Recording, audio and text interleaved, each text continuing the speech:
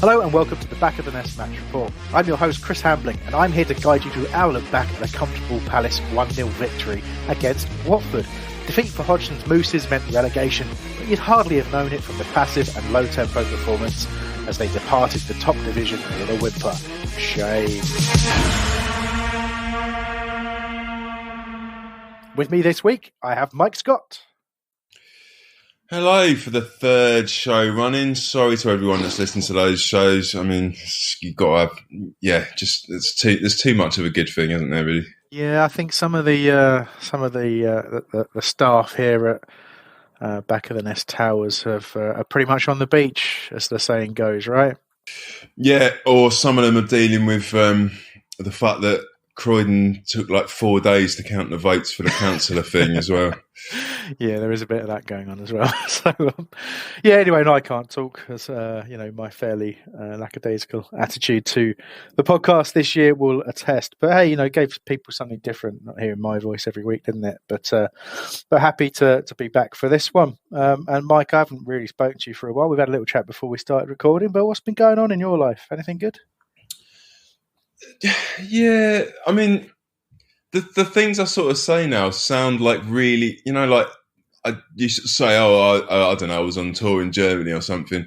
The best I can say is that I found when somebody wanted planning permission for a new block of flats at the end of my road that I actually own a load of land behind my garden. So my garden's extended. So, I mean, that is about as exciting as things have got, really, to be honest.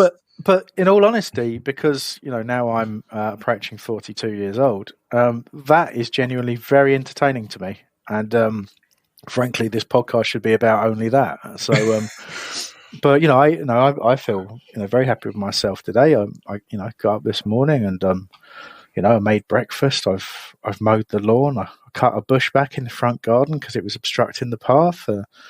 Did a barbecue. Walked the dog again. Fed the dog. Domestic bliss. So are we basically telling people that the little things in life are what make people happy, and it isn't that it isn't getting into, say, the FA Cup final? Yes, yeah. I think that's what we're saying. Yeah, excellent. Yeah. Or that we're approaching or in middle age, and our lives have become a parody of what they used to be. So, my liver's better for it, to be honest. But yeah, exactly. Yeah, well, there you go. So, it's it's kind of nice sort of end of the season, really, isn't it? We're kind of gradually edging towards that final game, and nothing's gone wrong. Nothing's bad. We had a good shot at a cup, and. Well, let me ask you this. So I really struggled. I haven't had less interest in Palace for a long time than I felt after that FA Cup defeat. I think it was at the Leicester game afterwards.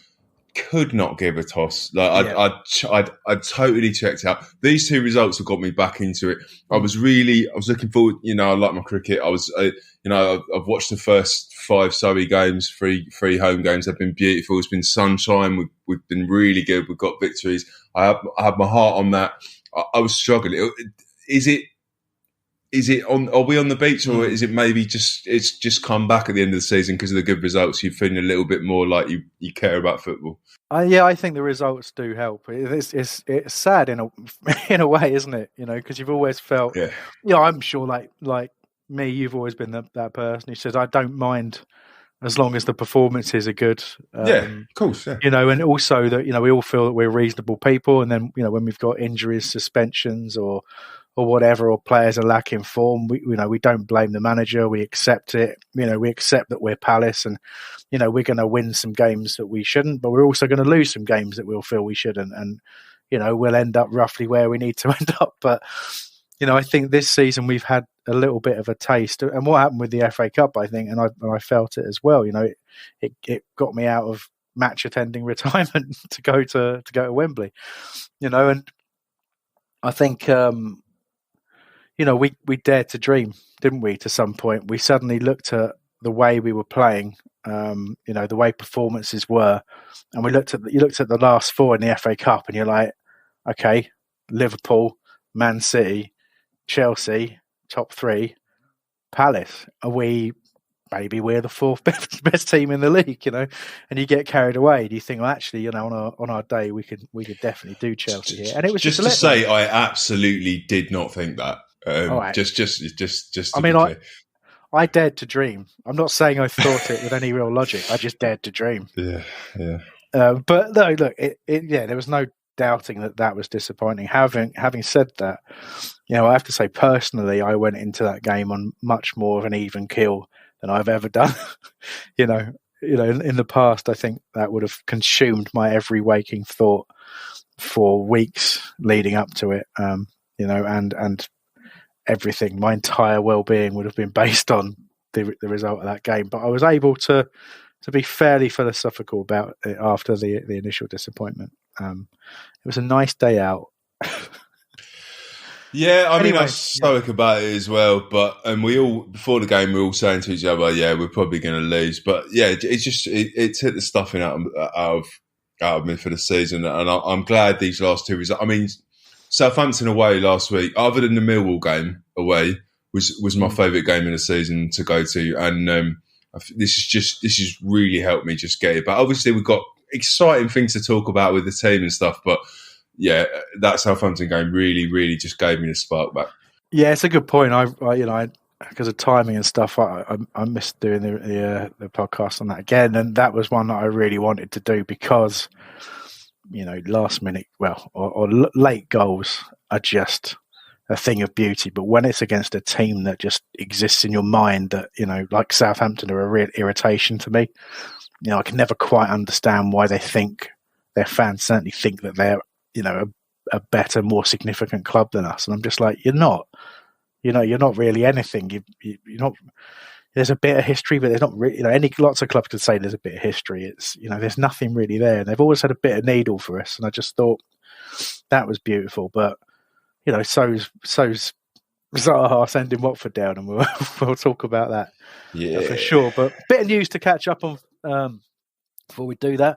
So Palace's under-18s beat Brighton by 2-1. Went 2-0 up. Brighton pegged one back through Marcus Ifill, who I spent quite a lot of time trying to work out if he is related to Paul Ifill.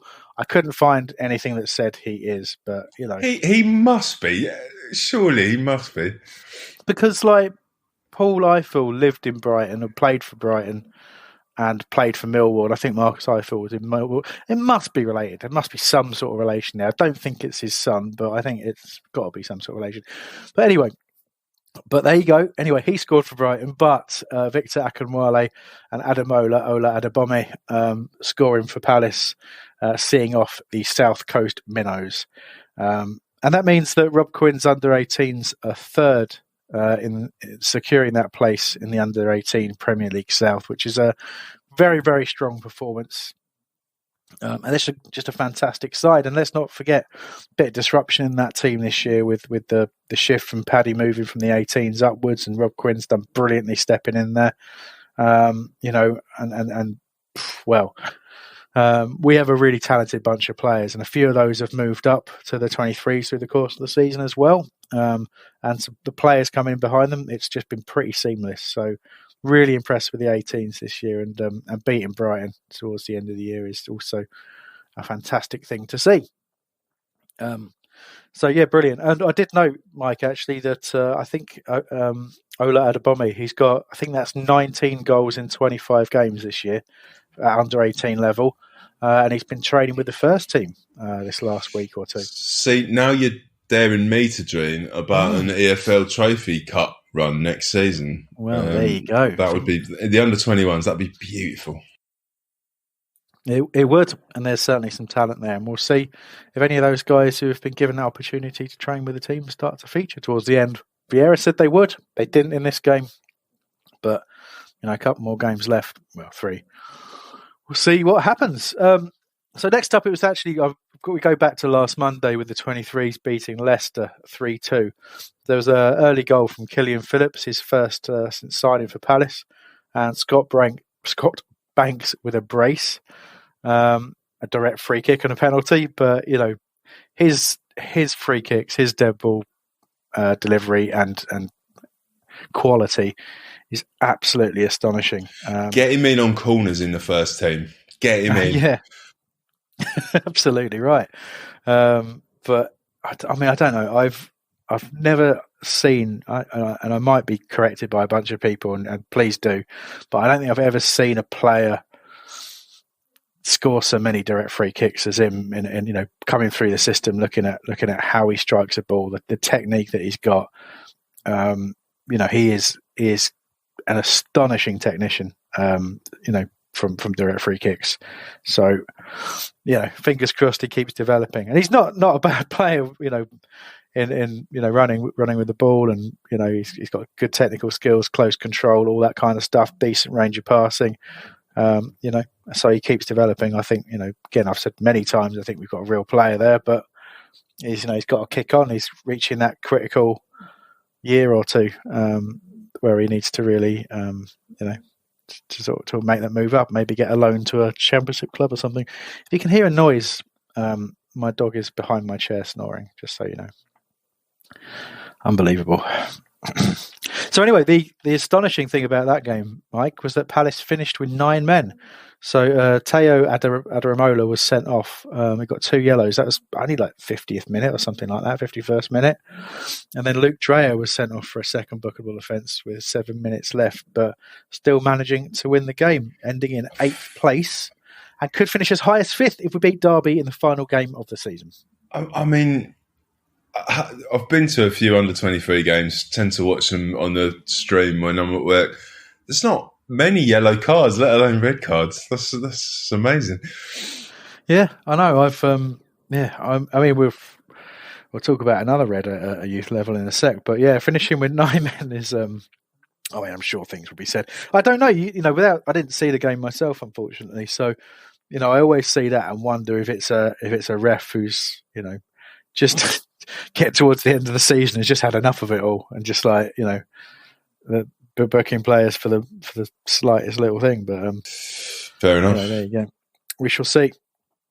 So unfortunately, those are 2 very good results, but we do have to talk about an unfortunate result, and that was the under-15s losing 4-2 to Sunderland in the National Floodlit Cup final, and that was after extra time as well.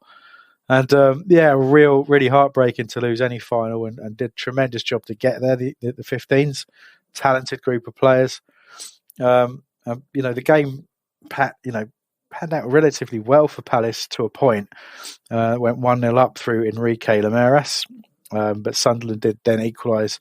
And just before half time, it was a red card for Palace. Leon Elliott shown a red card. So 10 men at 1-1 at half time in a final. You've really got to dig deep, and Palace absolutely did do that. And Lemaras, early in that second half, gave Palace the lead again with a header, and got all the way to 4 minutes left in the game before Sunderland managed to get that equaliser. And it's always going to happen. I think if you can probably get away with 10 men in up to that 90-minute mark. A half of a game with 10 men, you can pretty much get away with. But when you have to play an extra 30 minutes, or actually, to be fair, it's under 15, so it's probably an extra 10 minutes each way. But that told an extra time. Sunderland scored twice, winning the game 4-2. So disappointment, but a tremendous achievement to get to that final and beating a lot of our rival teams on the way. I think we dispatched Charlton and Millwall and all sorts. So fantastic effort from the team, and no one should feel ashamed for losing a final. It's but you just got to come back and be better next time, haven't you? That's the trick there. And finally, Mike, you've got an update on the women's team. Yeah, I'll update on that. I just before I say that, I just want to talk about. I'd mentioned it in a couple of pods. The ongoing saga with playing with my son on FIFA 2015. So he's 7 years old. He's just getting into Palace, and he's also just getting into FIFA and watching like just bits of football all the time on like YouTube and stuff.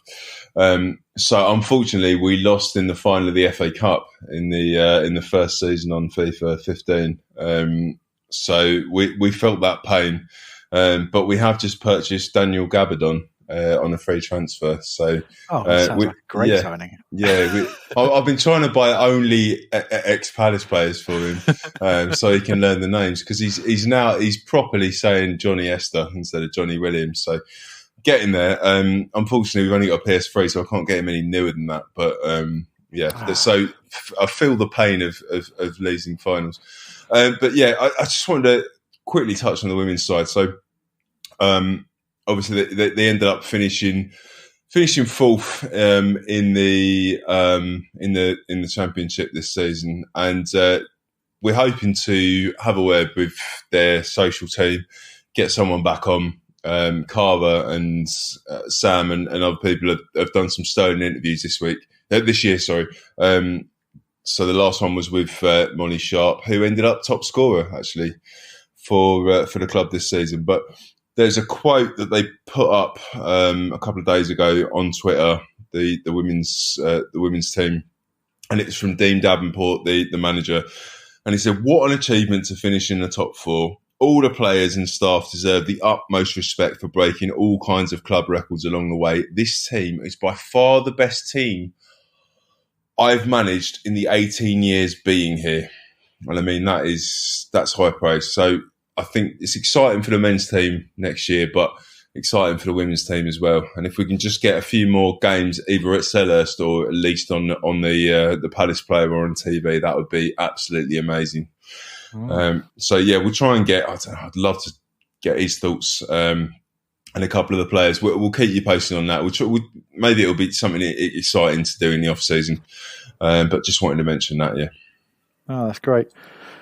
Fantastic season from them, and as you say, hopefully kick on and we can see a lot more from them as their kind of reach and influence grows and grows. Really. It's interesting hearing you talk about your son and you're playing FIFA 15 together. I downloaded the Retro Football Manager app today because it's free on Apple Arcade. Yeah, I'm one of those people, and I've taken over Palace in, I think it's 2004-05 season. They're available in. Okay, so Dowie's gone, and it's now you. It's now me. Yeah. Okay. I've got a limited squad. Apparently, the previous manager had stripped things down to the bare bones, so you don't start with very many players. So bounce back ability though, so that's 4, cool. 5, 6, 7, 8. Yeah, 9, 10, 13, 14. I've got 15 players. I've got AJ Routledge, Popovic, Michael Hughes, excellent. Dougie Freedman, remember that guy? Gabor Kirai, Ben Watson, Danny Granville, Aki Riolati, Julian Speroni, Eunice Colker, Emerson Boyce, Fitzhall, Gonzalo Sorondo, and Sandor Torgelli. Oh, see, now that all sounds... I don't know, I must be looking back at rose-tinted glasses, but that seems like a sort of top 6 Premier League side.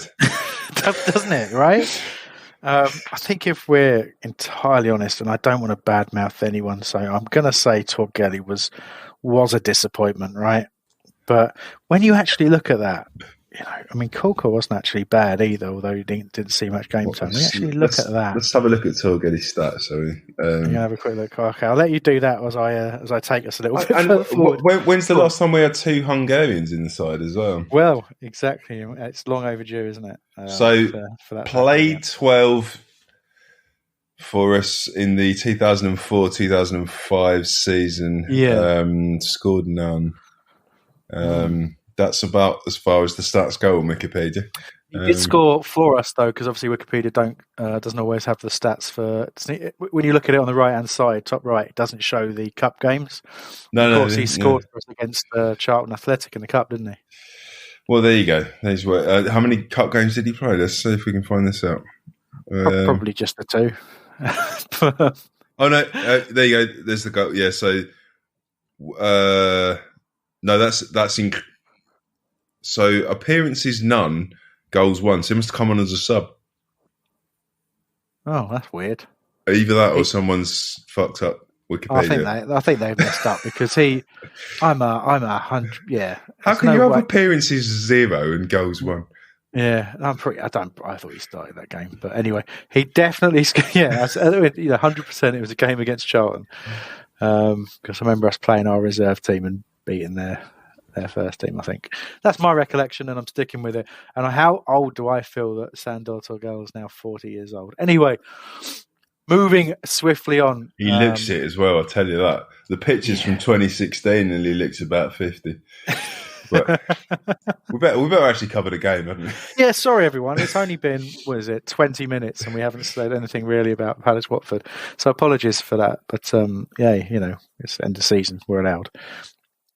So I think we just got to start talking about the lineup, really, Mike. And so obviously, in general, it wasn't the best performance you'll see from Palace. In fact, Joel Ward said it wasn't a pretty performance, but we got the job done, scoring 12 points in football cliche talk.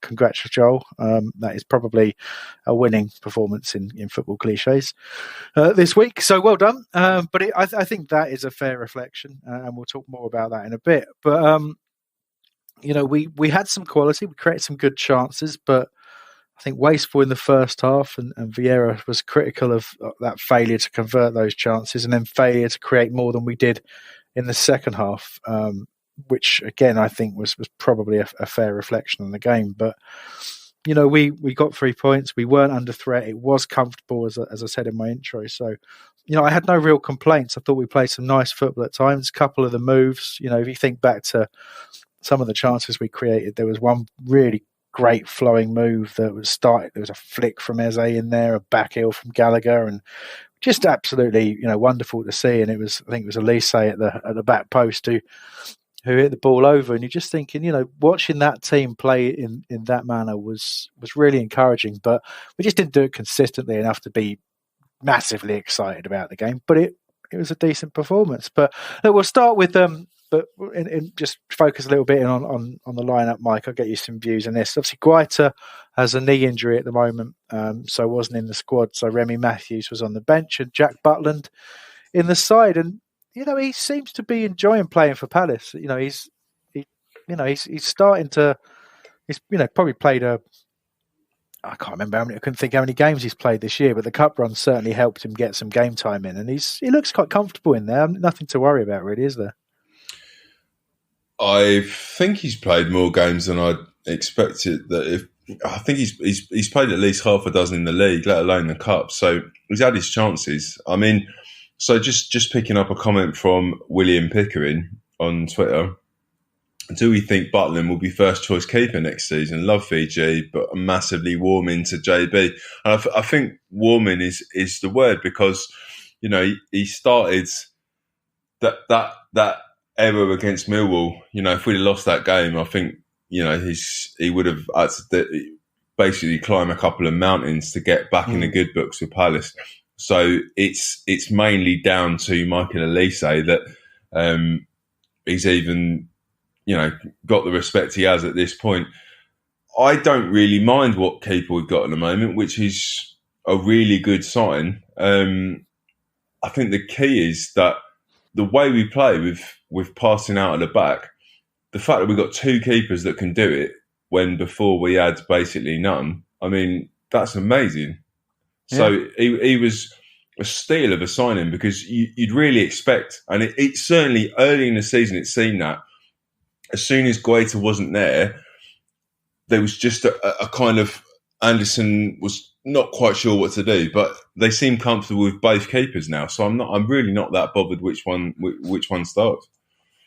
No, me neither. And it was a good question. And whether or not he'll be first choice next year, I'm probably going to say, assuming Guaita's still here, which there's no reason to think he won't be, despite the comments attributed to him in the last week or so, talking about the fact he'd love to go back to Valencia and sort of finish his career there at some point, and he's that he's running out of time to do that, and it's where his friends and family are. You hear stuff like that, and you go, but he reaffirmed his commitment to Palace for his contract, and I guess we'll see. But it wouldn't be, like you say, it wouldn't be panic stations if I saw Butland start, and he's 29, he's not 30 until I think next March, and there's enough years in him left. He's got a good 5 or 6 years at the top level.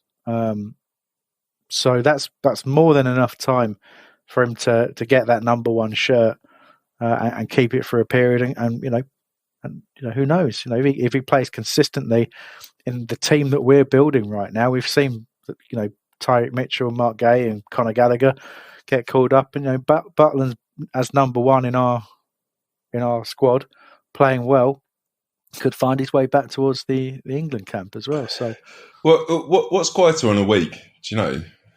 I don't know. No, it's going to be a decent amount because he came on a free transfer in the end, didn't he? So, yeah, I mean, you'd imagine he's got a few more years. I'm just looking at the Valencia weekly wage at the moment. So they've got a Portuguese international, Gonçalo Guedes, that's on 100 grand, but after that, it tails off pretty heavily. So you'd imagine a keeper probably wouldn't be earning half of what he's on at Palace. So I think we got time. Yeah, people are panicking left, right, and centre that we're going to lose. I saw in the WhatsApp chat amongst members of the pod team talk of Edouard, and I saw on Twitter Eze, and I think we've got to not worry. We're doing really well. This is a team that you'd want to play for. So yeah. I think certainly next season they're both going to be there, and they're both going to have, as long as we have a cup run again, they're both going to have a decent amount of games.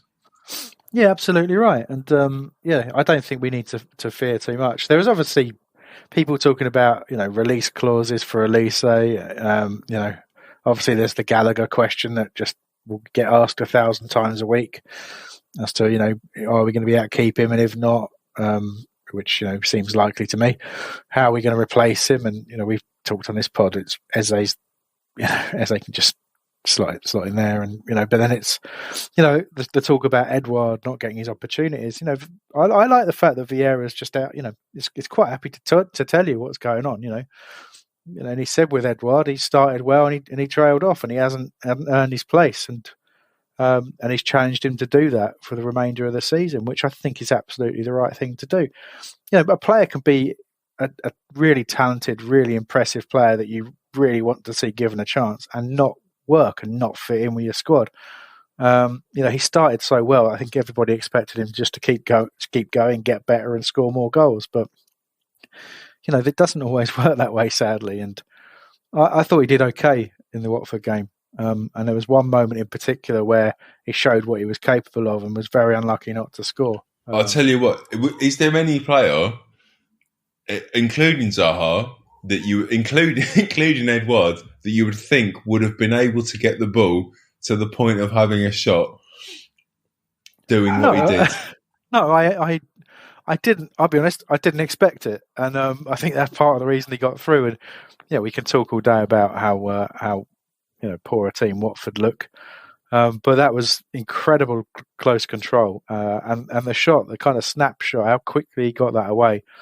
And Foster gets a lot of credit for how he performed to keep the score down as well, but I don't really think he knew much about that. It just it just so happened his feet were close enough together that the ball clipped one of them. Otherwise there was not a lot he could have done about that. But I think, good question. I think let's see what happens. Let's not panic about losing players. And we've mentioned a couple of them there in terms, in fact, pretty much all of them in that conversation, Mike. But I think this is one of the few times that we've seen Edouard, Eze, Zaha, Elise, and Gallagher all start together in the same team. So, well, in that case, the same comment, a lengthy one. I think William might have had a couple of drinks. To be fair, he made some very good points. Is it reasonable to feel disappointed that Wilfried Zaha, Ebbs, Connor, and Edouard all playing didn't result in a goal fest? And I did see quite a lot on Twitter of people saying, we should have won by more. I don't really care, because at no point did Watford look like they were even vaguely going to score.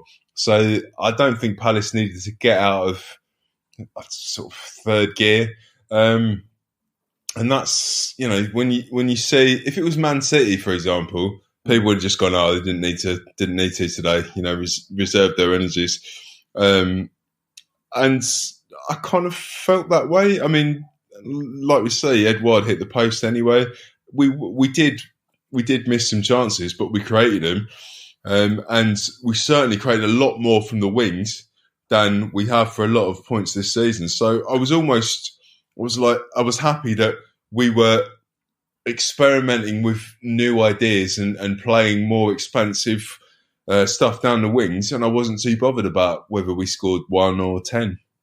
Yeah, I understand where you're coming from. I suppose to some degree I do think that, and I wasn't disappointed that we didn't score more. No, hang on, that's not true. I was slightly disappointed we didn't score more based on the way the game went. But look, I think a couple of things really. First of all, playing Edouard up top, then playing in behind, either side of him, Zaha and Elise, and then playing Eze and Gallagher together in the midfield. That's only possible realistically if you're playing a team like Watford. I mean, in the Premier League, if you're playing a team that are, with all due respect to Watford, dog shit, you can. That's where you can flex those muscles and give those players game time together.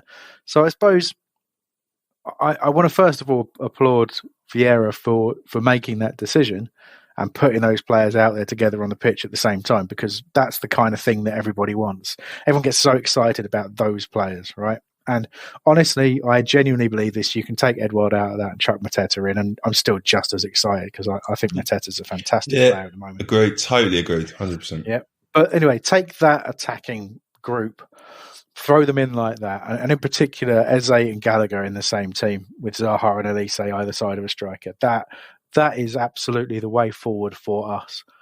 In games where we're going to dominate the ball. In games where we're not going to dominate the ball, it leaves us too much to do in the centre and midfield. And that's where you have to bring in the more functional players. And Vieira has done that really well. So, but to give context to what I'm saying, what I'm trying to get to is those players haven't played together enough for us to have an expectation that they're going to smash 20 goals in, against a poor side like Watford.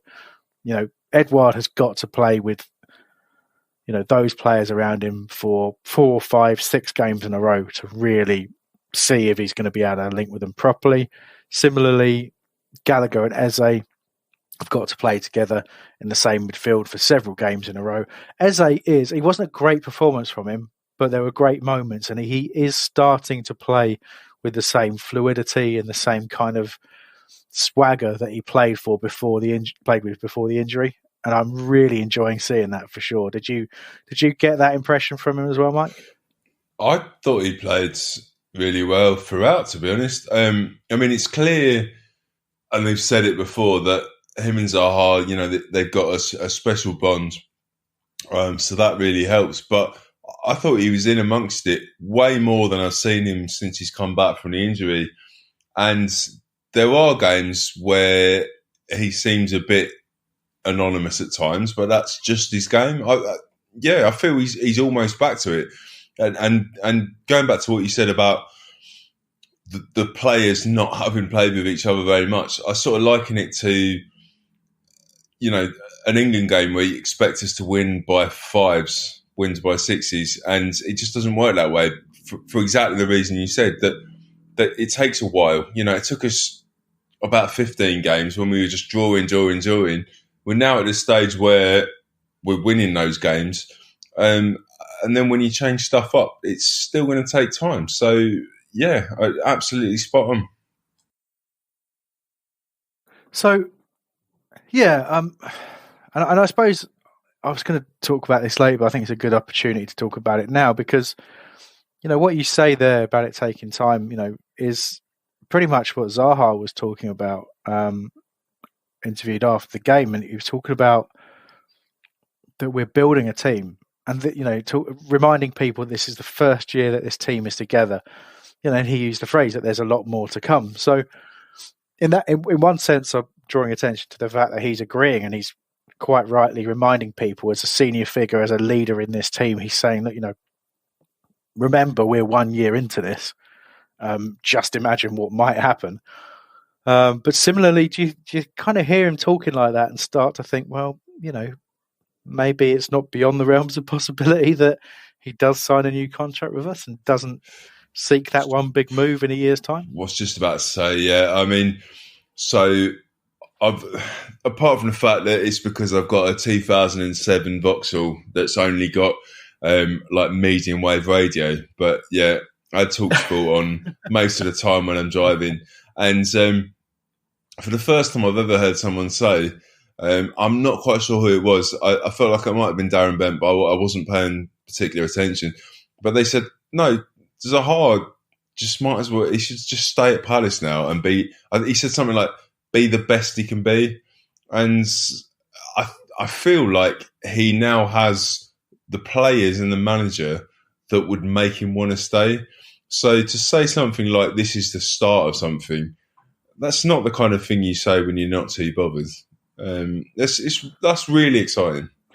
Yeah, I suppose, without wanting to pull too many negatives into today, it's the only thing that bothers me a little bit is that he has had a bit of what I consider to be unfair treatment from some areas of the Palace support. I think majority of people, particularly at games, quite rightly, you know what it's like, Mike. If you've been watching him, in person at games for the majority of his career, you will never ever give the guy stick, will you? Who are these? Like, so it's either somebody that if you give them £1 million, they want to, or it's somebody that because Palace have been in the Premier League for 9 years, are now treating them as top six fans do, where they don't really go to the games and they just make sweeping. Like, I think that'd be the vast minority. Yeah, it is. But there's just been enough of it for me to feel like, there was a danger at times of that bond being broken. But there's like that bond that Zaha has with the club, with the fans.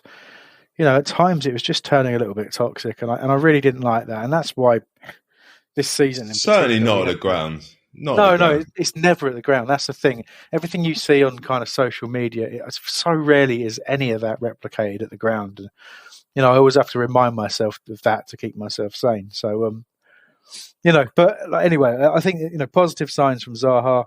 I really hope.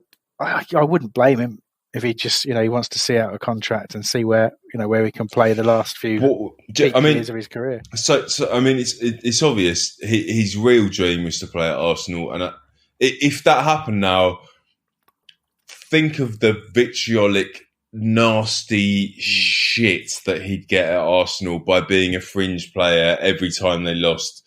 I mean, if he's an Arsenal fan, he might see through that. Yeah, I mean, he is, but it's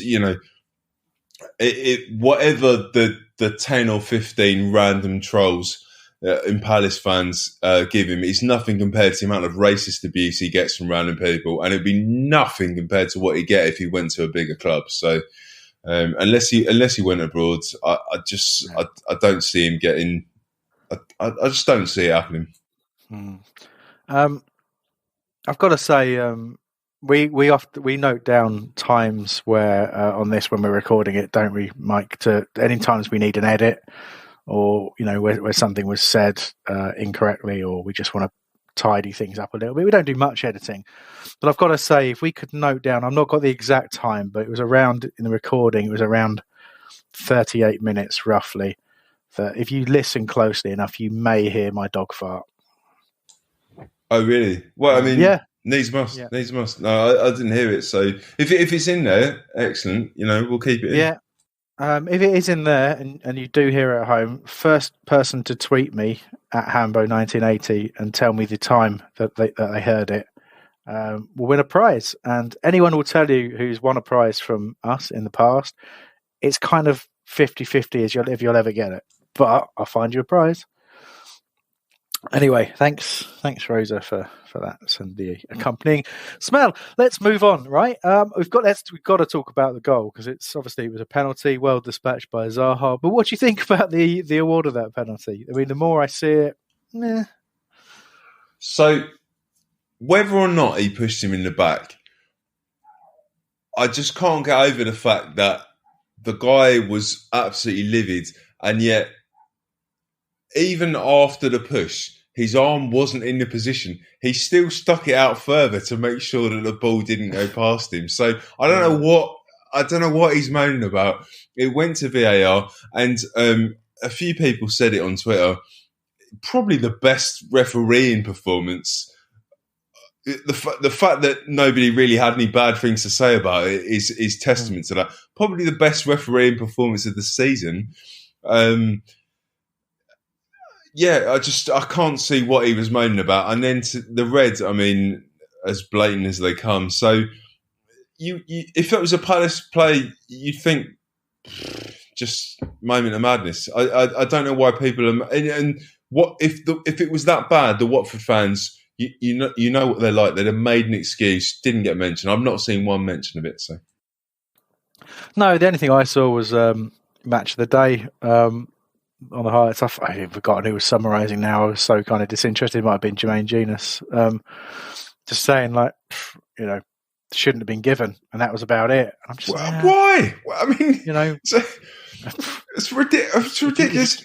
He said it was because of the push in the back, and I think Gary Lineker said, "Oh, I must have missed that," and that was all that was said. But it's like, but even if there was even if it's a full-on push, he then sticks his arm out to make sure that the ball. So it's either a foul or it's a penalty. So it's one of the two things. It's not neither of those things. It doesn't make any sense. But I mean, the most pleasing part of that, and I do genuinely think if we weren't 1-0 up, at that point, we would have played with, more, certainly more tempo in the second half if we weren't winning the game. So I do think we'll go in and win the game anyway, and we'll talk a little bit about why I think that more in a bit. But it did give us that wonderful opportunity to sing the song, that Wilfried Zaha is sending you down, because that history, that kind of disrespect that Watford fans, and I know some Watford fans, and in particular one who's a very nice, logical, clever person who will tell me until he's blue in the face that Wilfried Zaha is overrated, is a cheat, dived in the playoffs, and dives all the time, and what Harry the Hornet did was absolutely deserved, and all that kind of stuff. And I'm just like, you do not know what you're talking about. You do not know. In every other thing I'd ever talk to the guy about, I tell you, he knows what he's talking about. In this, he's so wrong.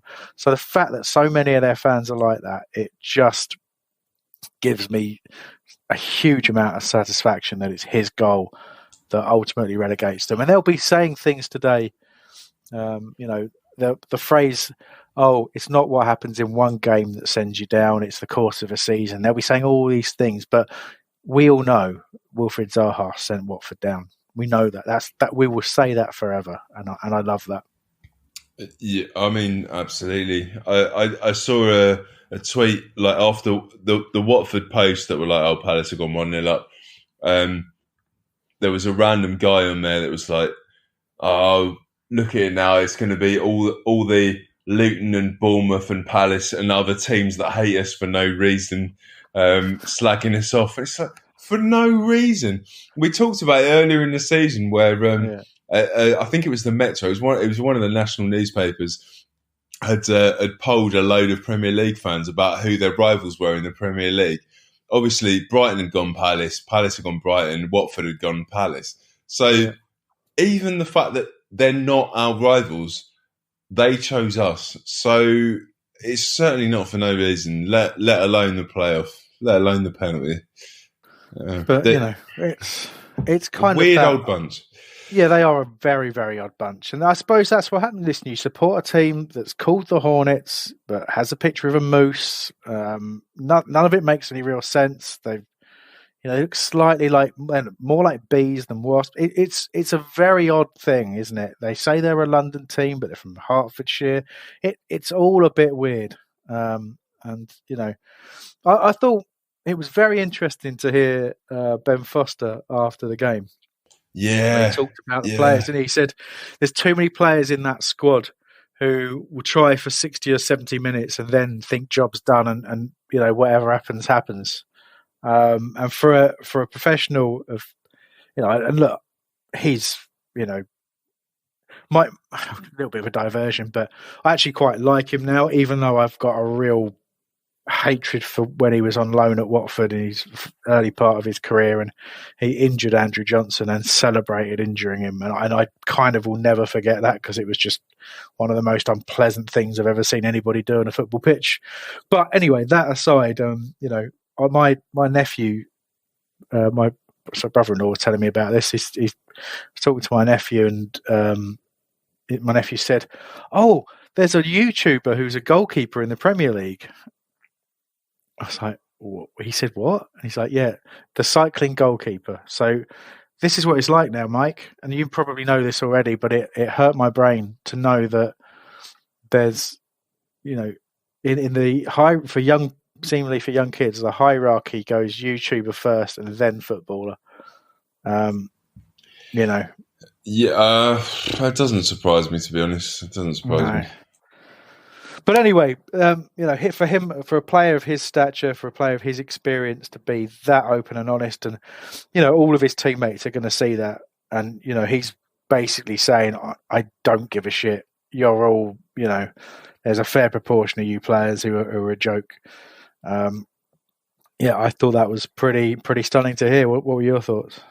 Yeah, agreed. I mean, all I can think is that there's some big schism in their dressing room, and it's helped, if not send them down, it's helped make them feel better that they've gone down. And you'd imagine that their squad's going to be decimated at the end of the season, albeit I'm not sure too many are going to come back up to the Premier League. No, I don't think so either. I mean, look, there's going to be a couple of their more talented players. Interestingly, there's a couple of really good players in there. I do like it's Emmanuel Dennis, I think it's his first name I've got right there.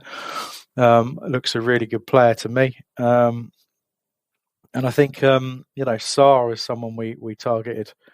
But I look at him, and you look at Sarr, and then you look at Elise, and you just think we've actually landed all right there, because as talented a player as Sarr is, he's probably one of those that Foster's talking about that kind of lacks that heart to go beyond the 60, 70 minute mark. And I was thinking the same.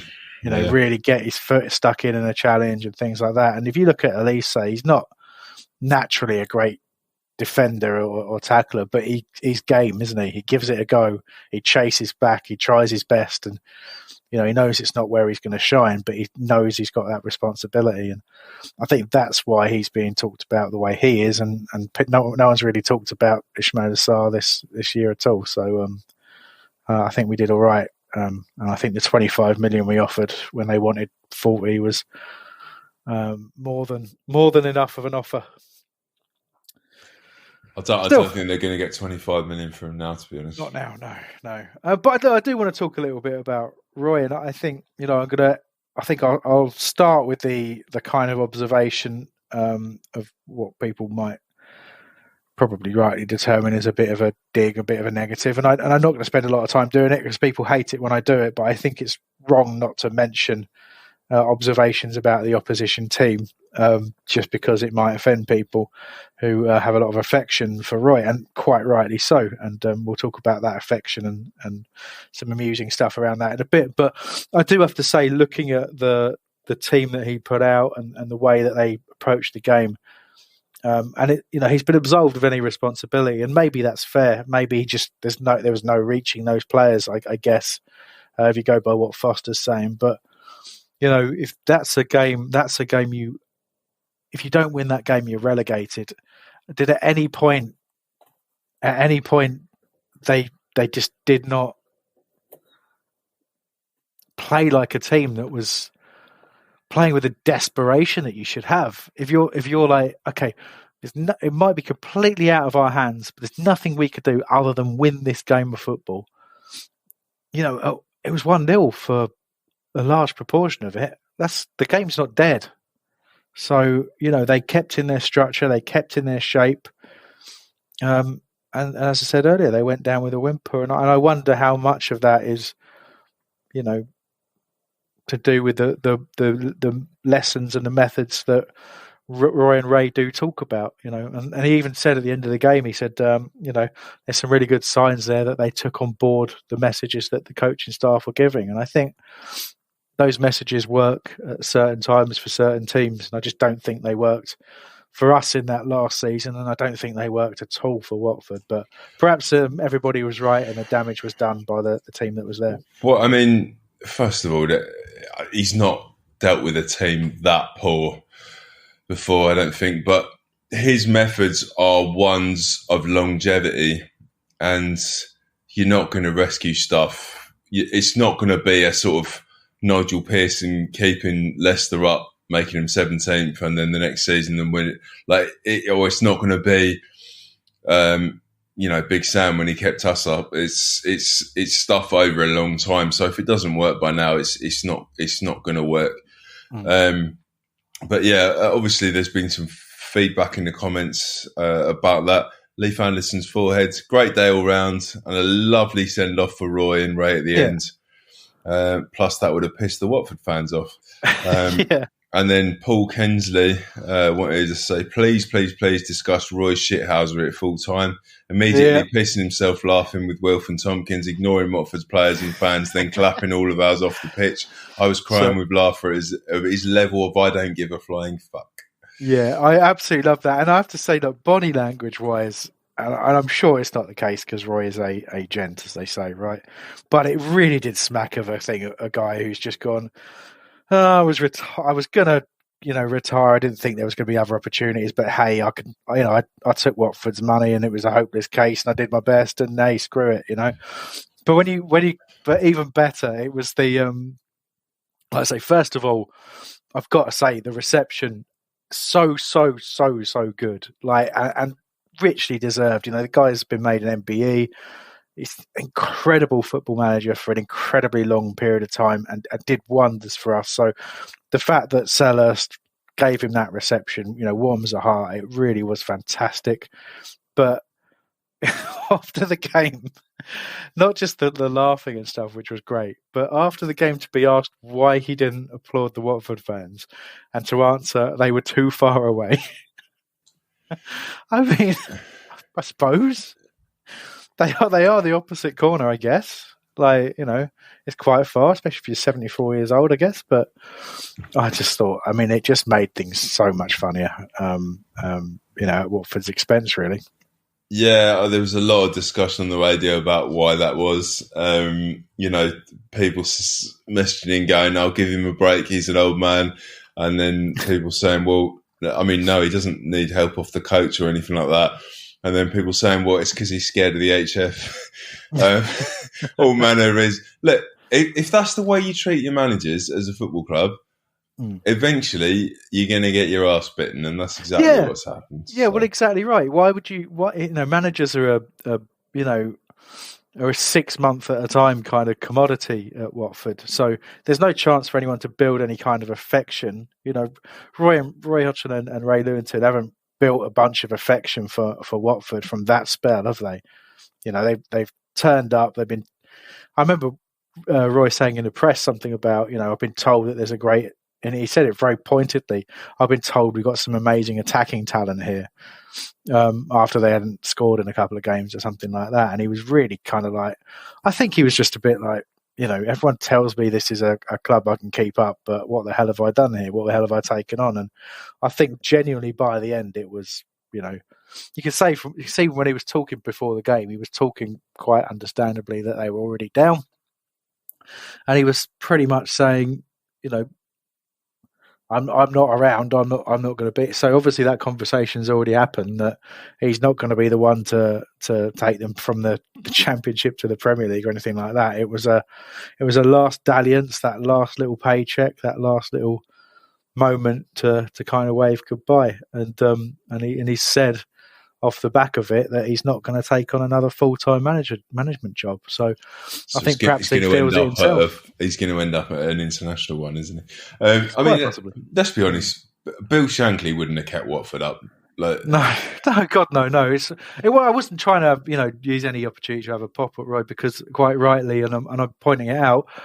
I respect him massively, and people sometimes have a pop at me for it, and. For the fact that I was so frustrated and so bored by the end of his managerial spell with us, and there's lots of reasons for that, and not all of those were in his control, and I understand that. But I hope people will understand that when you see what Vieira's done, there's been some changes, but this is a lot of the players are the same. But just to change the mentality, to not go out on the pitch and think, well, we're Palace, so this is the best we can do. You never hear that, do you, from Vieira? And it's right that we talk about Vieira now and what he's done here. And that this year has invigorated so many people, having a team that play the football that they play, that we're seeing every week. So that's all it was. It's not an opportunity to kick Roy when he's down or anything like that. He's a wonderful, wonderful manager, and I'm proud to have had him as a Palace manager. So just to make that absolutely clear. Right. I guess, Mike, given that we've done nearly an hour and we said we'd make this a quick one, we should probably do a quick wrap-up of any further listener comments or questions. Anything on your list? Well, I'll tell you what, I'm going to hit you with a few things. Just give us a quick thought. A few comments and then a few of the forward reviews. So Nigel Hooton will be going for a top half finish or preparing for next season, playing the under 23 hopefuls. Ooh, I'd like us to finish above Brighton, but I'm not sure. It's not within our control, is it? But no, that should definitely be the target. Look, I mean, was it Villa, Everton, and Man United? Yeah, all winnable games. Honestly, Villa have it in their own hands if they beat us. I mean, they could finish above both us and Brighton regardless. Yeah. So they're a good side. I actually genuinely think that they're the toughest game we have left. You look at United at the moment; they've just given up, absolutely given up. The manager's not there this next season. They've got obviously got Ten Hag coming in. They've got Ronaldo sulking. They've got they've just got an absolute mess there. So I don't think that. I'm not saying it'll be easy, and we'll definitely win, but I actually think Villa. They've got a good degree of momentum. They've got some really talented players, and and Gerrard's done a good job there so far. So I think that's the toughest game we've got left. So if we can get a win or a draw out of that, I think things are very good for a top half finish, and that's exactly what we should be aiming for.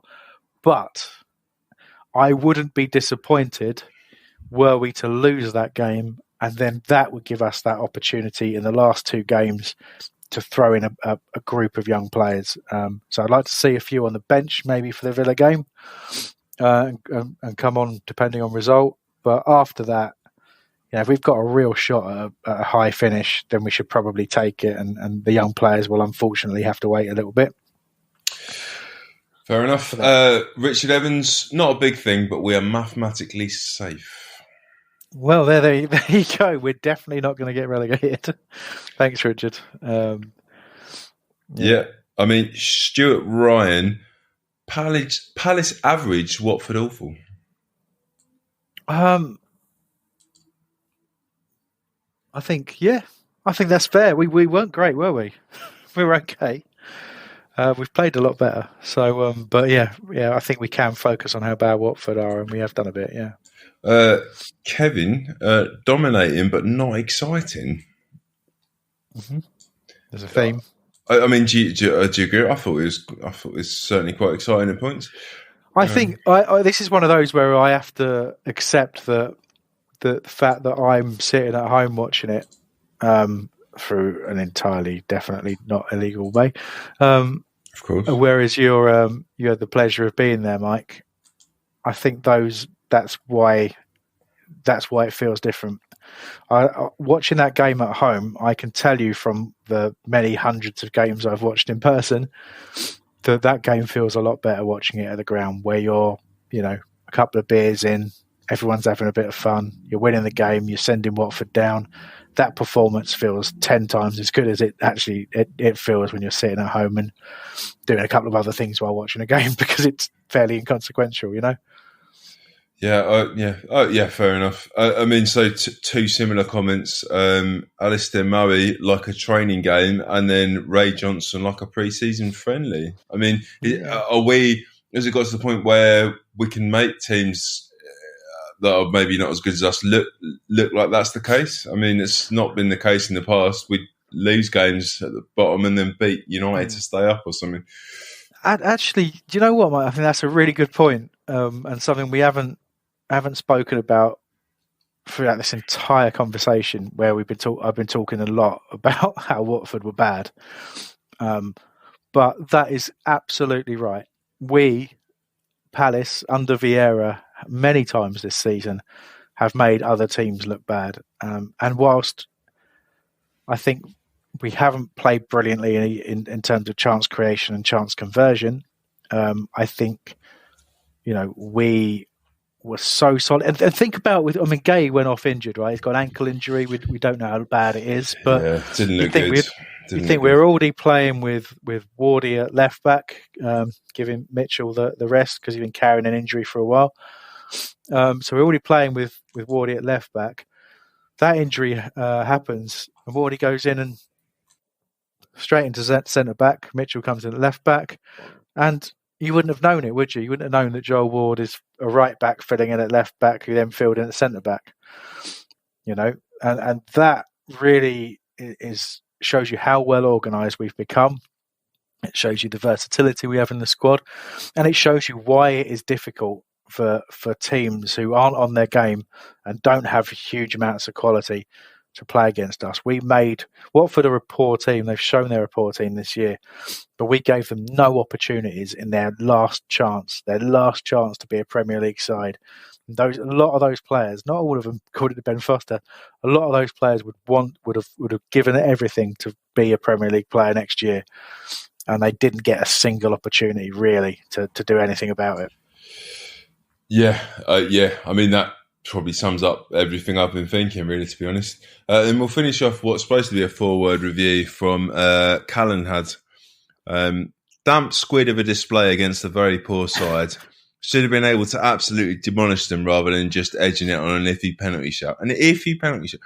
But we are mathematically safe. Burnley can't catch us after losing, and Watford are gone. Good insider job by Roy. And then Adams just commented saying, "That's not 4 words, is it, mate?" True. And did he say damp squid? Damp squid. Damp squib. But no, so definitely. He's got it right. If I'm, he got it right. It's me. It's me pronouncing badly. Oh God! Thank God for that. Terrified that somebody had said squid there. Right, it's all okay.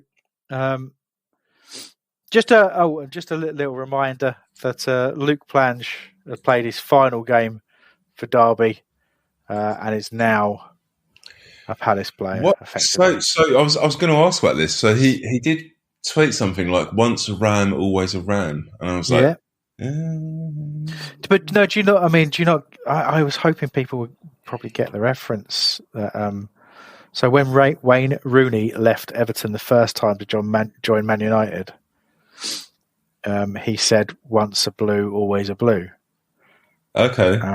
And Luke Plange is playing under Wayne Rooney right now and has aped those comments to say "once a ram, always a ram." It's a way of saying, love you, Wayne. Love you. Love you, Wayne. But also, I'm going. But thank you for supporting me while I was a Derby player. See you later. Oh, okay. Okay.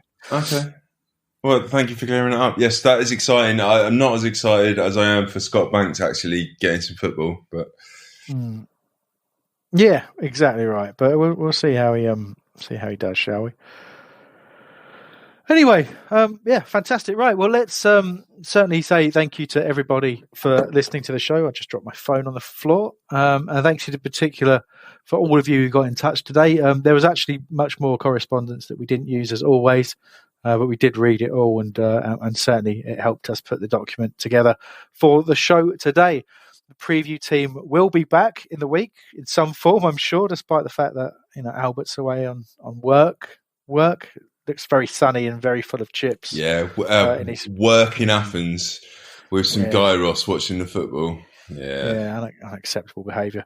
But there he is. He's out working, so the preview team in some form will be back in the middle of the week, or Wednesday or Thursday or something like that, to look ahead to Sunday's trip to Villa.